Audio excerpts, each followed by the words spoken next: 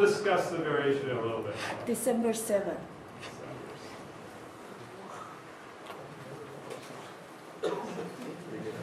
June 4th. June 1st? 4th. 4. September 5th.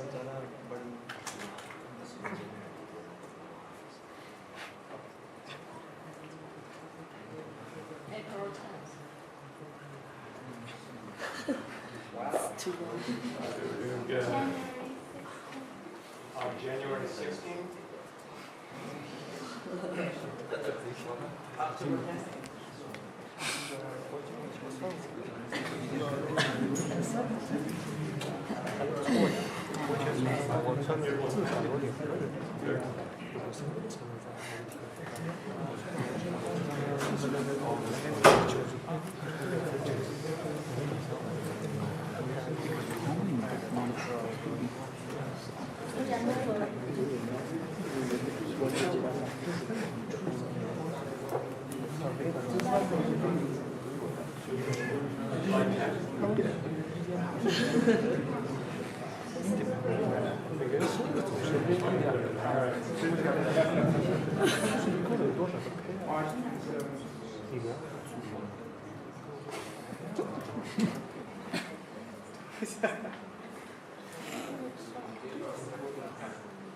Oh, there we go.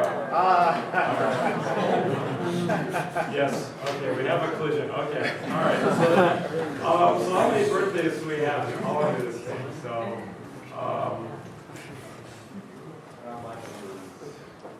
so 4 plus 1 is 5 plus 5 is. How do I do that? Do you know how to do that? So I didn't expect it to, okay, so let's see. Save it and WC will come. 5.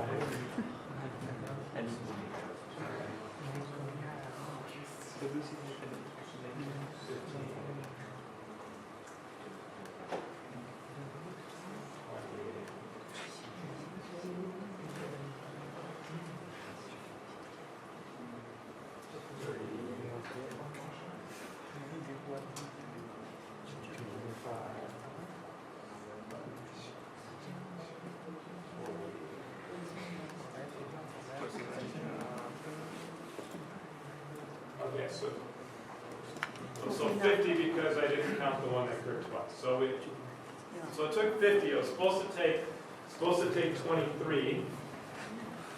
Right? And it took 50. Okay, so if you asked Reza last year, this worked, right? Yeah. Yeah. Okay. So if you trust the TA.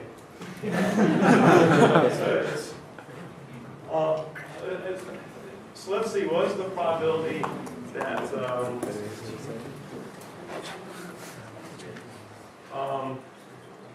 let's see. So if we do so 50. See, 50 squared over 2 would be like 1,025. So 0. Let's do this in here.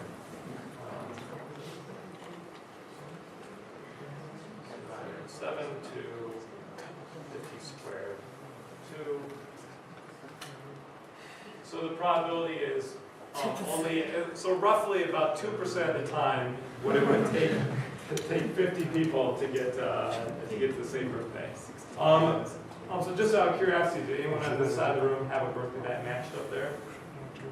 There was at least one more. So if we had perturbed the order, maybe things would have been differently. But okay, so maybe that wasn't as convincing a demonstration as I hoped, but okay. So maybe the problem was there was something wrong with the analysis here. Did anyone spot something that I messed up with the analysis, where I got the probability and I didn't quite do it right?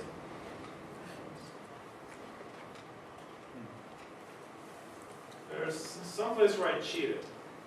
Okay, I said each pair has a probability of 1 minus 1 over n of not having a collision. Okay, but that's not entirely true. These things are not totally independent.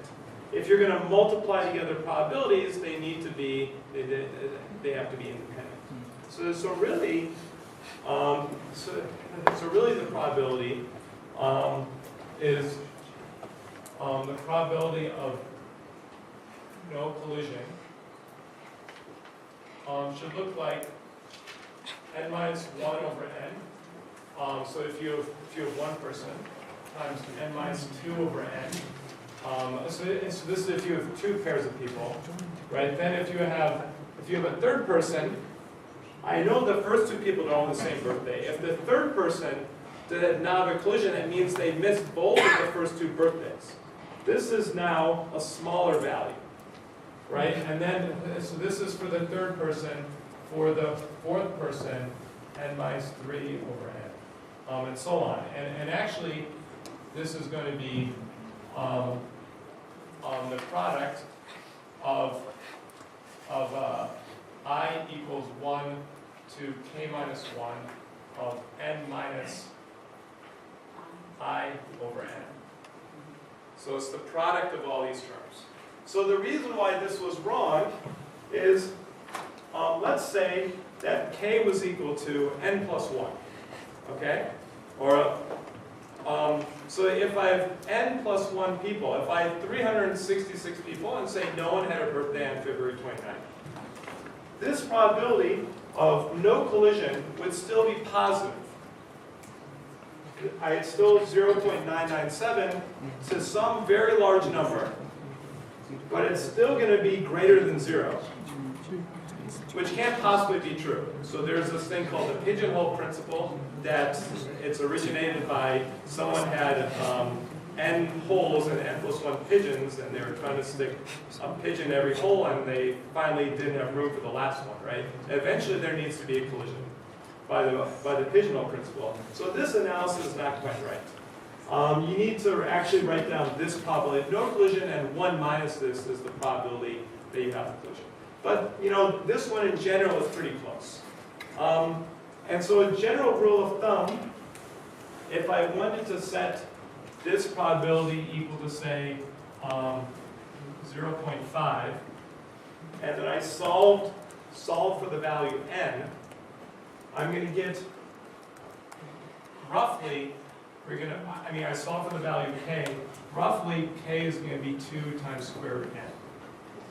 Okay, so if I take 2 times 365 and took the square root, I'm going to get about 27, which will be close to 23 here. You know, this is a fairly rough approximation. I think this actually got you something like 1 over e instead. But so it's roughly constant probability. So it's also, as we saw demonstrated, this is not a very tight bound. This is the probability that it comes over half, right? But if I set, so if you set k equals to 18, then, and you work this out, the probability of collision here is only going to be, it's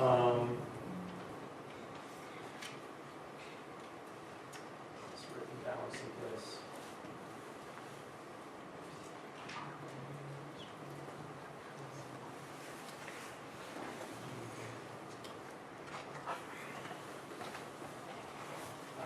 So the probability of a collision is going to be 34%, and k equals 28. The probability of collision is going to be about 64% if you work out these probabilities.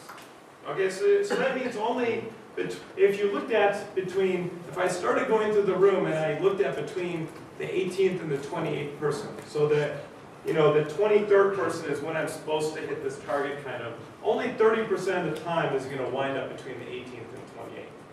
So what we saw is still 2% or 2.3% of the time, at 50 people, you would expect not to have a collision, right? So there's some probability here. The way of thinking about this is that you have k here, and so that you're going to draw some cumulative density function. So this is going to be my probability of collision here. So this is 0 and this is 1.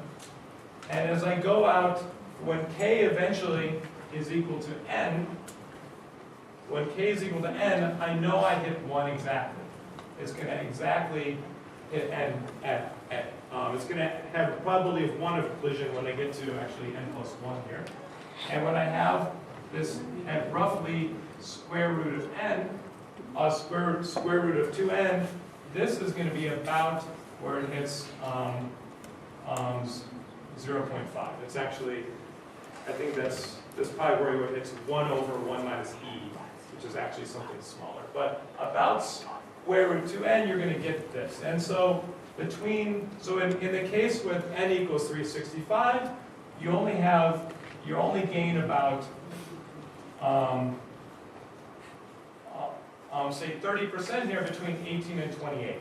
So this is kind of spread out. It's gonna get pretty close to 1 as you get further out here, but it's not a very sharp curve. You'll see other phenomena where the probability is going to come as you look. You're going to have different things where it's going to look very sharply controlled, where the phenomena will happen right at a certain point. This is not one of those. This is a little bit more spread out. Okay, so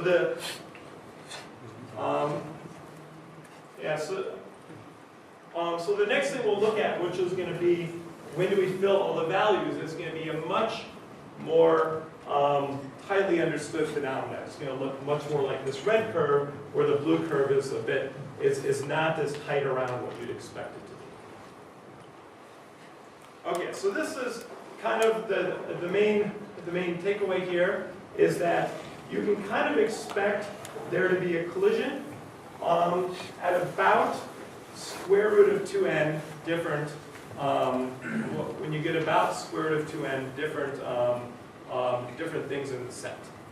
All right, so if you're building a hash function, how much space do you need in order to not have to worry too much about collisions? If you're doing this, if you have a collision, you have to have like an extra data structure ending off here, or do something like chaining. You've taken this in your data structure class. So you start to need to worry about that when the hash function is of size roughly, when you put about square root of 2n things in there, that's when you're going to start to be needing these things. And you're going to have issues if you expect to have everything hashed at someplace unique. So the takeaway is you're roughly square root n here. That's the phenomenon that's happening. So any questions on this before we move on to the next part of filling all the values? Okay. So I'll start here, and maybe eventually we'll move over there. We'll fill up the screen. Okay. So the next phenomena is often known as the coupon collector's problem. So has anyone heard of the coupon collector's problem? So just a few people. All right. So this is kind of often explained by like if you're getting Happy Meals. Okay. So if you go to McDonald's, they offer you a free toy every time you get a Happy Meal, right? And there's supposed to be a whole set of these different toys. How many Happy Meals do you need to get before you get all of the toys? Every time you're going to get a random toy. So how many Happy Meals? So if there are going to be 10 toys, if you just buy 10 Happy Meals, you're probably not going to get all the toys. So if you have a kid who wants to collect all of the different, I don't know what's in Happy Meals nowadays, all the different dwarves from The Hobbit or something, right? So you're going to have to keep going back a lot more than the 12, I guess there are 12 dwarves, right? So you have to go back a lot more than 12 times to get all the 12 dwarves. So how often do you have to go back? So this is the same problem. You're hashing, you're picking a random thing from one of these bins, and you want to throw something in every bin. You want to collect all the 12 dwarves. Okay, so how do we think about this? So how long until you expect to see, you expect to fill all of these bins?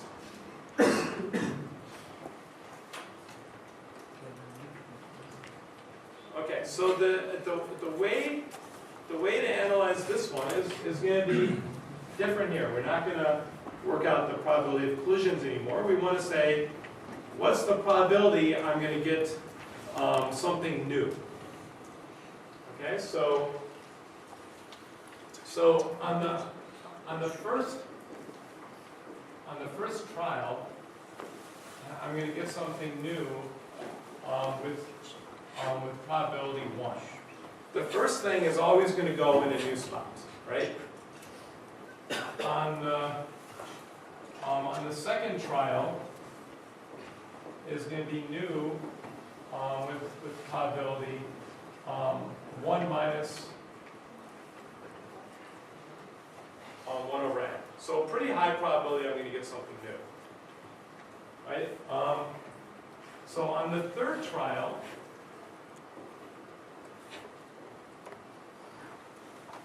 well, okay, so it's not so clear. If it seems like it'd be probably 1 minus 2 over n, but that's only true if the second one was also new. If the second one was not new, then it's going to be a higher probability. Right? So this is, I can't quite write this down for each trial, because it depends on the previous trials. So this is, so I have to be a little bit careful here. Okay, so what I'm going to do is I'm going to break this process, I'm going to break this process down into these epochs. Okay, and an epoch is an arbitrary period of time. Okay, it's going to be, the time is going to be measured in these trials here. And so epoch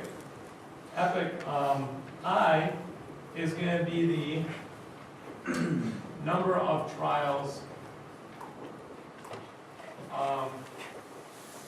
with exactly I distinct elements. Okay, so for instance, epoch 0, well, let's say I minus 1, this will be a little bit easier. So epoch 1 is going to be when I have 0 distinct elements. Okay, so epoch 1 is always going to last the size of epoch 1. Okay, so this is another piece of notation if you're not used to it. So if I have a set and I want to measure the cardinality of it, I'll put 2 bars around it. This means the size of the set. Okay, so this is the size of the set is always going to be 1. Actually, let me write this down as a T, because E is usually used for the expected value, so I'll try and save that later. So the time is the number of trials here in this epoch. So the number of trials in order to get the first distinct element is going to always be 1. Okay? So the number of trials to get the second one is probably only going to be 1, right? But I don't know exactly how long this is going to be. Instead, I can say, what is the expected value of this? So the expected value, you put E in brackets around it, okay? So the expected value, how many trials do I expect to need in order to get the second distinct element? So it's going to be 1 over the probability that I get the next element, right? So it's going to be 1 over 1 minus 1 over n. And this is equal to n over n minus 1. Okay, so this is going to be pretty close to 1, but slightly more. Slightly larger than 1. And in general, the expected value of Ti is going to be n minus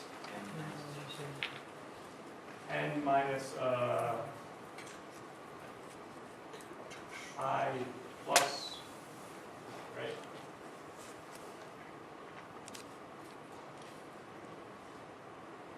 right? So as I gets larger, this is going to take longer and longer. In fact, the very last one, when you're very close to getting the whole set, that one's going to take the longest time to get.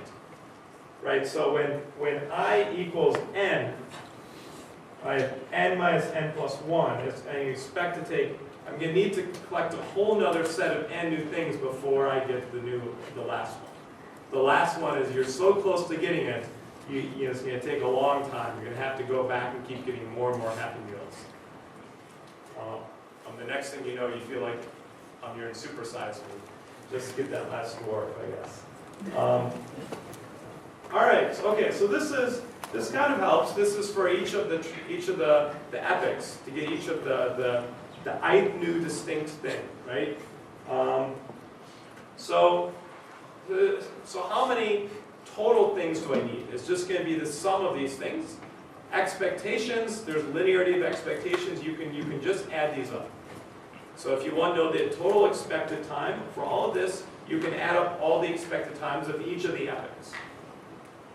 Right? So now I can say that the expected number of trials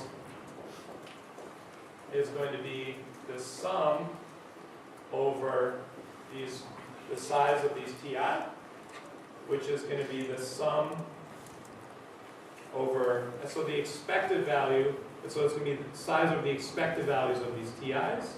So this is my sum, and it's the expected value here.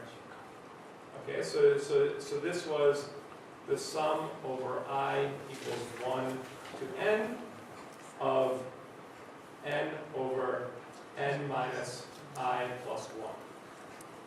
Okay, so we've written this down as an expression now, but this is a little bit mysterious, right? So in order to kind of make more sense of this, there are two things we can do. The first thing is this n is in all of them, so we can move this out front.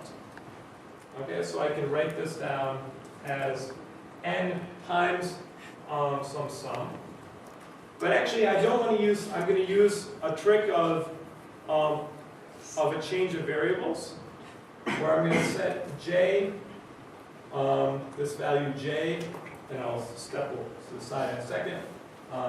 J is going to be equal to n minus I.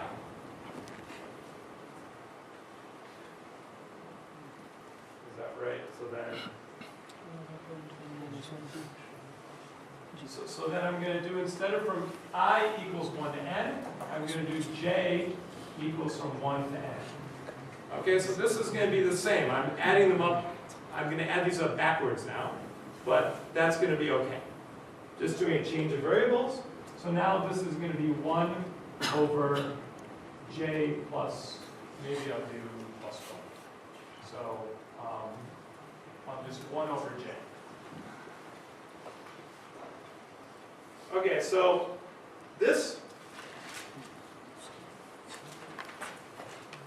quantity is now something that, it still looks a little strange, but it's something that's well known. This is known as the nth harmonic number. So this is n times what's called hn, which is the nth harmonic number, and this is roughly, make sure I write this down carefully.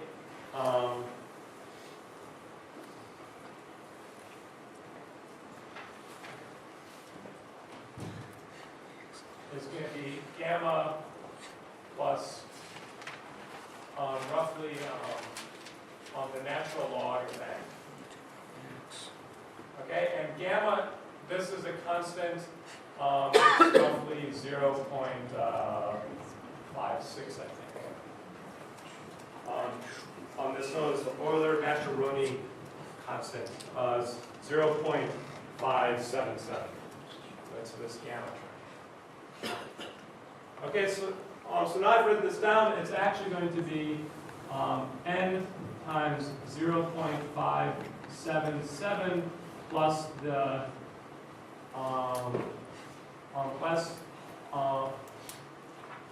the natural log of n.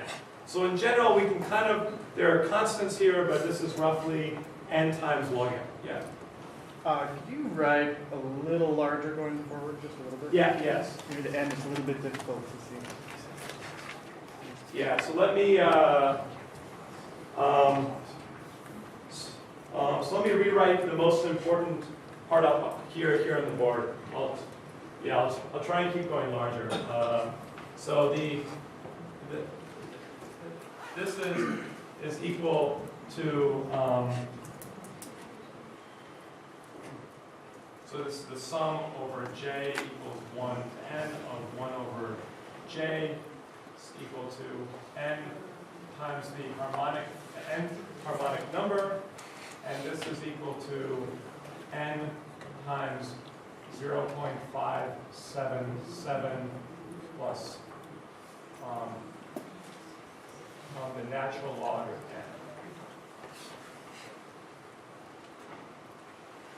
I'm still writing too small, aren't I?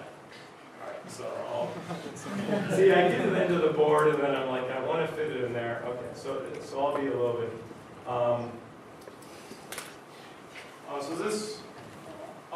So this legible. So I've got it written down pretty carefully in the notes online as well.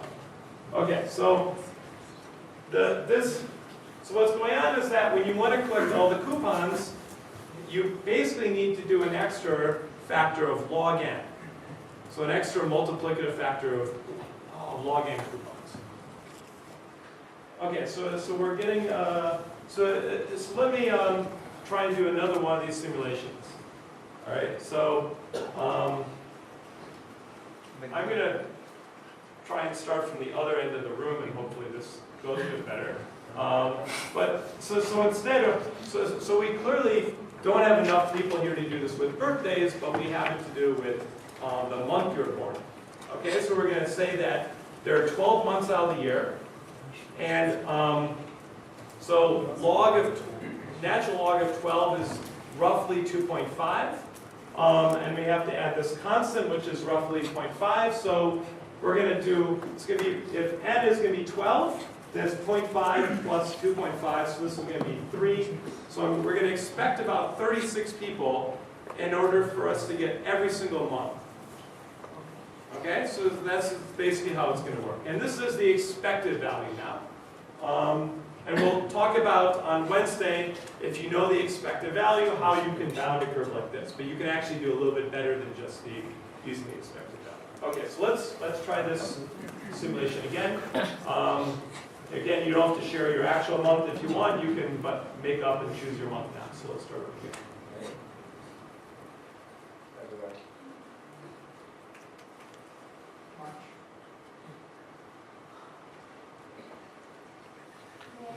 May. Oh, yeah.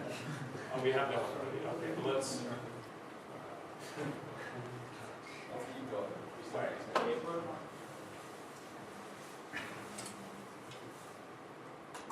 August.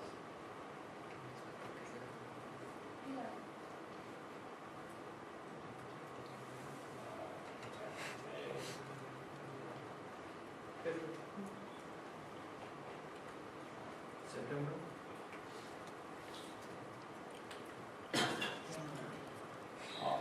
You say January? February. February, all right.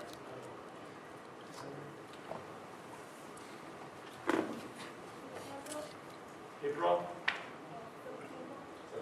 September. January?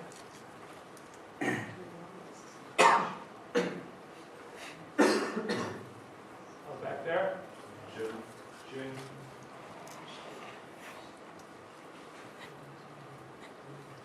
July. November. Maybe not sure. April. April. June. May. February.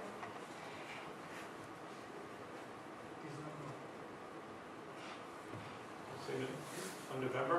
December. December. Oh, Jan. January? July. December. November. May. You say May? Yeah. January. This is going fine. We expect about 2 dots on every month of it. So. April. November. October. October, all right. That's the last one? Yep. Yeah. Okay. All right, so how many was this? We have, how many extra? We have 5, 11, 12, 14. 31. So we had 12 plus 19, which is 31.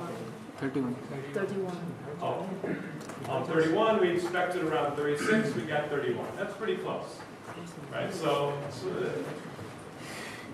this one turns out to be a lot more robust. It's not exactly going to be as sharp as this red curve, but it's going to be much sharper. This is a pretty tight bound here. All right, so so what are the important things to note here? So why is this interesting? So this is used in a lot of randomized algorithms where you're going to kind of what you want to do is to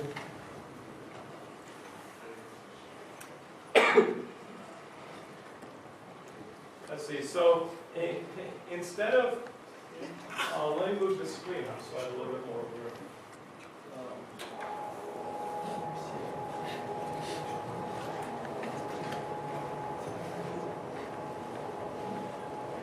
All right, so one of the places this is used is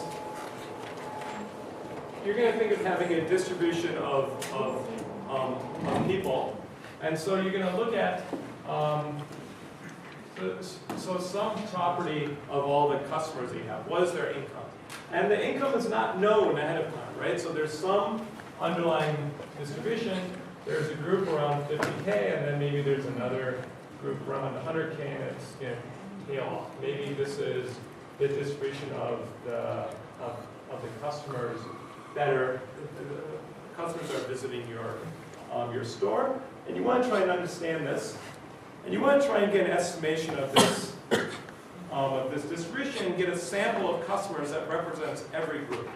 The problem is you don't know what this distribution is, but what you want is that every slice, which contains, say, so let's say this slice contains 5% of the customers. So let's say this is between 30K and this is, say, 35K. So there's some range there. But this slice contains 5% of the customers. And now every customer who comes in, let's say I get a random sample of customers, or if you're in a store, it's hard to guarantee it's a random sample. Maybe they have different distributions based on time. But if you're managing like a large website, so like if you're managing like the Yahoo homepage, what you can do is you can say, let's siphon off a very small fraction of all the visits randomly and send this to some test bank, right? Where the research team for Yahoo can then go and do research on this small subset of these visits, and we won't worry about if we're generating ad revenue from them or we can mess up with them. It's a very small fraction. But we want to get a representative sample. We want to get at least one person within each of these brackets. Okay, and because everyone is a random customer, at this sense, you can get a pure random one. The probability of it hitting in this range, if this is 5%, is going to be, there are going to be 20 such of these buckets. Right? This one's going to be, if I could draw straight, this one's going to be skinnier, and these are going to be really skinny right here, and you're going to have a larger band over here. You don't have as many customers in this range, so you don't need, so this range it's much broader, but you want to have everyone in each of these 5% ranges. So with 5%, so 5% is equal to 0.05. This is equal to 1 over 20.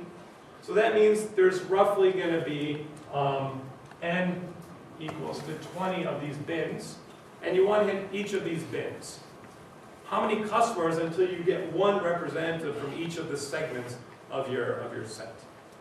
Okay, and so that's going to be roughly n times 0.5 plus the natural log of n. And you can plug 20 in there, and I'm going to guess it's going to be around something like 65. Right? If you wanted to get a 1% slice, that's going to be more. Right? And so, and based on the number of bins that you have, you can actually, or based on the number of customers you see, you kind of can go back and map to how fine of bins do I kind of guess I have a representative from each of the bins. Okay, so this is actually a really cool property. If you set this 5%, 5% to be some parameter epsilon, then this is what's known as an epsilon net. Every group of fraction of mass of size epsilon, I'm guaranteed to have one sample in each of those sets. And this, I've drawn this example with intervals in 1 dimension, but this kind of works in a higher dimensional setting. Let's say I didn't just care about income, I also cared about the amount of seconds they spent on the website and the amount of money they paid for some product or something. And you can break this into a higher dimensional set of subsets, and under certain conditions, this property works, where you still, the number of samples you need is going to be roughly 1 over epsilon log 1 over epsilon before you get one of these hits in each of the bits. The more complex the range is, there's going to be a constant factor in front here, but it's not going to be too large. It's going to depend on the complexity of the ranges. But in this particular case, the phenomena is exactly not random, right? So people that are visiting shop, their income range is not going to be exactly random. Like if there is this is an expensive Well, it's shop. going to be random from some unknown distribution. So I don't even know what the distribution is, but I'm able to get a random customer because